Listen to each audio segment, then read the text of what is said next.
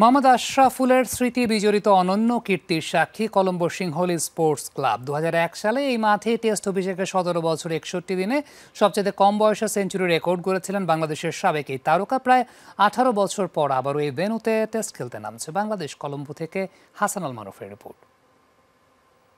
সিংহলী যে sports club মাঠ, যাকে বলা হয় শ্রীলঙ্কা ক্রিকেটের লর্ডস, এখান থেকেই পরিচালনা করা হয় লঙ্কা ক্রিকেট। আর এই মাঠেই অনন্য এক কীর্তি আছে মোহাম্মদ আশরাফুলের। ২০০১ সালে টেস্ট অভিষেকে মাত্র ১৭ বছর ৬১ দিন বয়সে সবচেয়ে কম বয়সে টেস্ট সেঞ্চুরির অনন্য এক কীর্তি গড়েছিলেন বাংলাদেশের সাবেক এই তারকা। ১৮৯৯ সালে তৈরি করা হয় এই ভেন্যু। যদিও ১৯৮৪ সালে নিউজিল্যান্ড শ্রীলঙ্কা টেস্ট দিয়ে আন্তর্জাতিক ক্রিকেটে এই ভেন্যুর যাত্রা শুরু। এরপর অনুষ্ঠিত হয়েছে ৪৫টি টেস্ট। শ্রীলঙ্কা ক্রিকেটের প্রাণকেন্দ্র বলা হয় সিংহলীজ স্পোর্টস ক্লাবকে।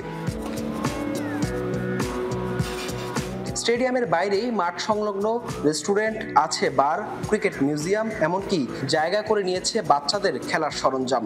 মাঠের একপাশে সুবিশাল ডিজিটাল স্কোরবোর্ড, যেটি নির্মাণ করা হয় ১৯৭০ সালে। পরবর্তীতে ২০২২ সালে এটিকে ডিজিটালাইজড করে দেওয়া হয় নতুন রূপ। মাঠের পাশে আছে ইনডোর, এছাড়া মূল মাঠের দুই পাশে আছে গ্রিন গ্যালারি, যা এই ভেন্যুর সৌন্দর্য বাড়িয়েছে কয়েক গুণ। ২০০১ সালে প্রথমবার এই মাঠে খেলতে নামে বাংলাদেশ। ম্যাচ হারলেও রেকর্ড গড়া ১১৪ রানে মুরালির সাথে যৌথভাবে ম্যাচ সেরার পুরস্কার জিতেছিলেন মোহাম্মদ আশরাফুল। এই ভেন্যুতে বাংলাদেশের খেলা দুই টেস্টের আরেকটি ছিল ২০০৭ সালে, যেখানে আরও একবার মুরালি ধরনের স্পিন জাদুতে ইনিংস ও ২৩৪ রানে নাস্তানাবুদ হয়েছিল টাইগাররা। প্রায় ১৮ বছর পর আবারও সিংহলীজ স্টেডিয়ামে খেলতে নামবে বাংলাদেশ। পূর্বের দুঃস্বপ্নময় হারের স্মৃতি ভুলে নিশ্চয়ই এবার ব্যাটে বলে ভিন্ন গল্পই লিখতে চাইবে নাজমুল শান্তর দল। হাসান আল মারুফ, যমুনা স্পোর্টস, কলম্বো, শ্রীলঙ্কা।